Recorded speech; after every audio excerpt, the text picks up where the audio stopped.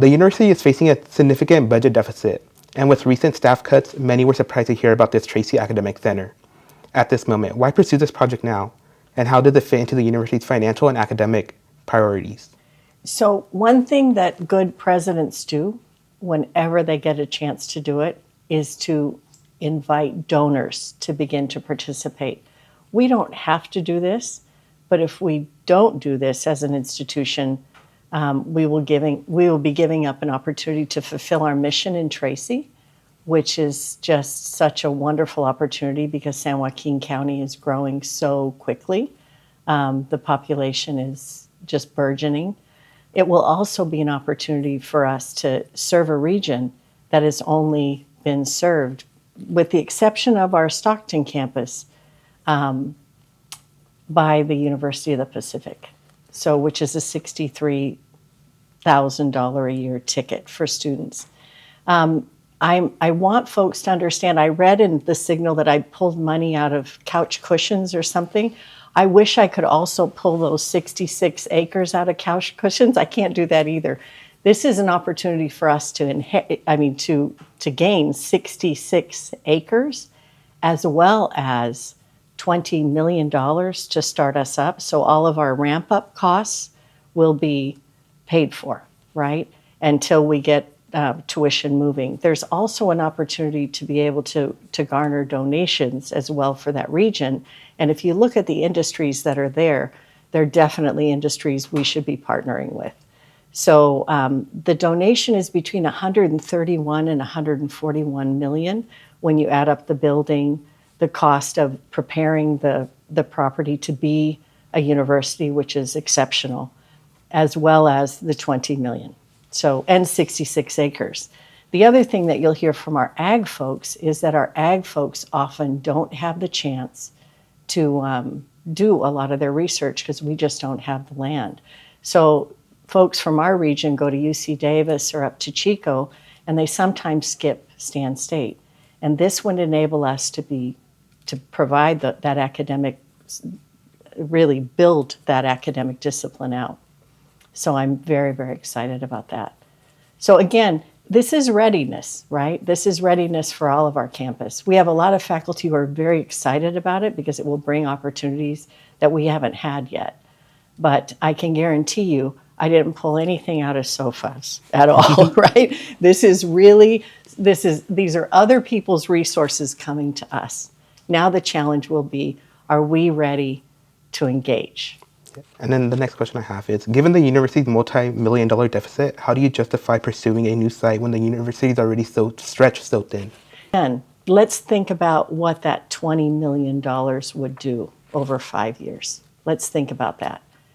If we don't have that extra $20 million, then I can see folks saying, wow, you know what? You're taking on a project that is really expensive. We have $20 million to help us get that started, and a population that is surging in that region. We could give it up, or we can take it and engage. Would you say you're looking at more like the long-term vision of the university? Well, and when I came to Stan State, I talked about two things. There are two values that guide what I do. One is integrity, and one is legacy, right? So I don't want the next president to inherit a $13.65 million deficit at all. So this is an opportunity to make sure that that doesn't happen. So in that essence, so we're always thinking, what is the immediate impact of what we're doing, and what's the long-term impact of what we're doing, right? Is this really solvable? And what we're doing right now is publicly exploring this opportunity. Again, this is a decision that we're going to make together, right, and see if we're ready. We can turn away those resources. We can turn away the land. We can turn away the building and the $20 million. I don't think that's a very good option. Then when you say we're looking into this, we're barely looking into this project, why announce it now? Because we want folks to look into it with us, right? That's part of shared governance. So in working with Senate Chair Arya Lamy, this is something that we've been talking about. We don't want to keep secrets. We want to engage the campus community in this endeavor. We've talked about how faculty will be involved in decision making. Can you walk us through how that would look like? What sort of involvement they would have? Would they have like final say and approval, or would just comments be taken in and? So, there will be a number of different things that we do, such as town halls in the Tracy community, as well as, making sure that we're differentiating between our Stockton campus as well as here. What do our faculty have to offer here versus what are they, where can they participate? There's something called donor's intent, which is really important. And I think it's also important as a campus to recognize that donor's intent is essential. So this donor really wants us to be able to engage AI, really wants us to take advantage of ag and supply chain, is also really interested in us training teachers because there's a dearth of teachers in that region. So that, this is about the half of the size of our Stockton campus building. So it won't be a really large building to begin with, but we're hoping that we can incite the generosity and the vision of other donors as well to participate. But again, it will provide an opportunity for public education that folks haven't had. And when you say the donor is really interested in AI, agriculture, and like teaching programs, would that mean that center would be specifically towards those programs, or are all programs from the university welcome? We're exploring programs right now, but those are the 5 that we've kind of targeted in terms of in computer science. And when you look at where those partners are, there's always a regional specificity to what we do as well. So if you look, for example, at Tracy, there are large supply chain companies that have come in there. We want to partner with them and really explore this so that we can help prepare that regional workforce in the Tracy area. Would you say for the funding for this new academic center affect any programs, staff hiring, or student services offered on main campus?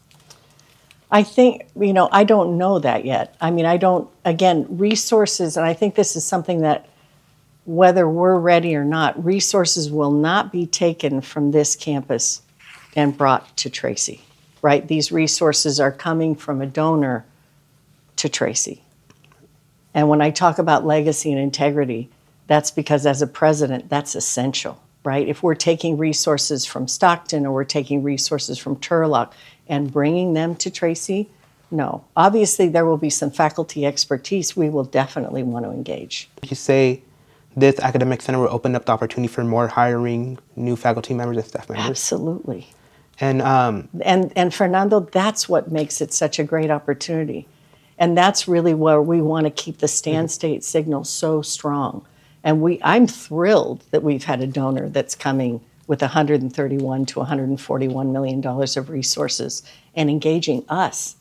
And that's because that signal has been so strong. Our national rankings are exceptional. We do a lot with social mobility.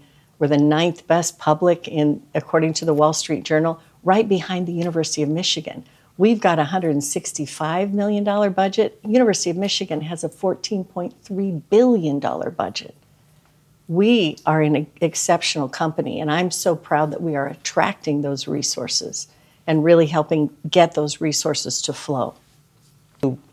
This academic center will bring in new faculty and staff. Would you be pulling from the people that were laid off last semester? Those are HR, so I really encourage you to look at the contracts. Look at the CSUEU contract and look at the CFA contract. Of course, any of those individuals, if we open positions there, is completely eligible to apply.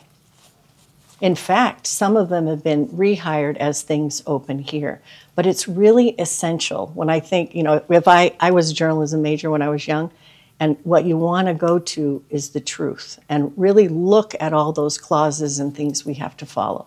Can you elaborate more on where the money for construction operations ongoing costs would come from? Is there any chance that student tuitions would be play a role in this, like even indirectly? No.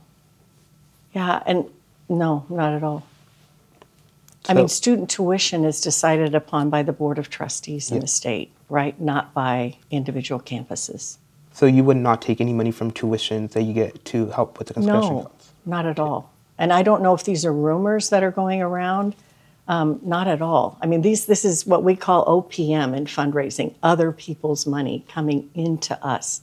And I would say, Fernando, one of the things that is really exceptional is that we're really trying to grow that. Last year, we were the lowest in terms of fundraising in the entire CSU. So when you look at other campuses that have $310 million campaigns that are successful over 2 or 3 years, we raised $2.5 million last year. So we're just getting started in terms of what we can do. Is it frustrating to have this announcement of a possible new campus be received with such frustration from the community? I haven't heard the frustration. So I'm wondering, I'm having faculty call me and say, oh my gosh, how can I be involved? So I don't know if this frustration is, please share that with me, because I haven't heard that. When I go in and speak to faculty, I'm seeing a lot of nods, because our faculty are looking at what other campuses are doing and would love to be able to do that as well. Some of my econ classes, it has been discussed with students of why the school is taking on this big expense when we're in a current deficit. So Fernando, thank you for the opportunity to rectify the truth. And I really encourage folks to read the press release, because it comes with an extra $20 million, okay? And that when they approached us and said, we want to build you a building, we want to help you start a satellite, I said no. I said I can't do that, because the startup costs would be too great. And I would be then deciding to take resources from one place to another. We said no, and they said, well, what would it take to get a campus started? And I said, if you could donate another $20 million, that would be wonderful, because that would provide us $5 million a year to begin to dedicate that to the resources we would need, while we can ramp up enrollment in those areas and ramp up research. Again, our ag faculty, and I encourage you to talk to some of our ag faculty, because we don't have the resources. We have a wonderful garden on one side of our campus, which is incredible. But when you look at what Modesto Junior College has and what we cannot provide, they end up going to Chico or they end up going to Davis. We want them to stay at Stan, and that would enable us to provide those options. And looking ahead, what do you have to say to students, faculty, and staff who worry that this expansion may come at the expense of addressing the university's financial challenges and supporting the existing campuses that we already have? These are resources coming to us, not resources going out from us, right? So they're providing a building, which is about $25 million. They're providing 66 acres of land, which this is where the variation is, because at the time that the land is donated, it's estimated to be, there's a difference of $10 million there. And then they're providing all of the grading that's needed, the plumbing that's needed, the signage that's needed, which we are hoping that we can even do some signage where we can collect and, and collect folks who want to advertise on our campus, and that would be an alternative revenue stream that we don't have right now. And then also the $20 million, which is a gift on top of. The $20 million would be tied down to the Tracy campus. Absolutely. And you said it's about $141 million in total between... It's 131 to 141 million. 131 to 141 yeah. million.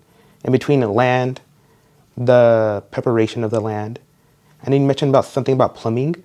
So will they be paying for the plumbing of the whole? They're paying for it to be completely set up, right? We're not paying for that. They're paying for this. So when the site is ready, the day the site is ready, and this is the way it's set up now, we'd acquire the building, and then there's a separate third-party escrow that would be $5 million a year coming to us. And that'll help with faculty hires, getting folks in, doing all kinds of things that we would need to do to get a campus started.